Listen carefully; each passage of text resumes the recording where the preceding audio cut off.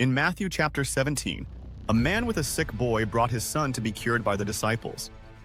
The disciples could not cure the young boy. Jesus rebuked the devil, and he departed out of the boy, and the boy was cured at that moment. The apostles asked, "Why could we not cast him out of the boy?" Jesus answered, "Because of your unbelief. If you had faith as a grain of mustard seed, you could ask this mountain to move and it would move." In Luke 17:6, if you had faith like a mustard seed, you could say to this sycamore tree, "Be uprooted and planted in the sea," and it would obey you. These passages highlight how Jesus often used everyday imagery to illustrate spiritual truths.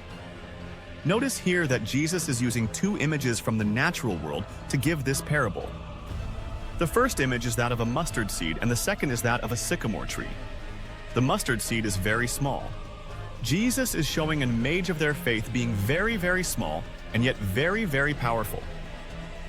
Farmers, laborers, and townspeople knew how small the seed was and how quickly and robustly it could flourish. The second element he uses here, if you had a small amount of faith, you could tell this sycamore tree to uproot. Jesus appears to be drawing on the ancient Jewish understanding of sycamore trees.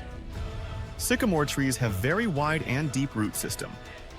Jewish traditions, it's a law about where you can plant a sycamore tree, because its roots will penetrate wells and damage the well.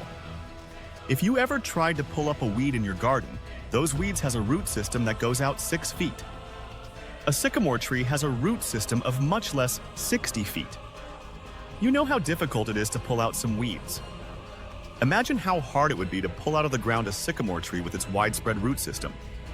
It's basically impossible, in other words, to yank up a sycamore tree by the stump or by the trunk because the root systems is so extensive. Jesus is presuming his audience is familiar with that reality.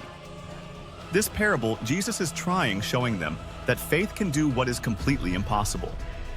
No matter how weak or frail you think your faith is, it's enough to get you through. Why?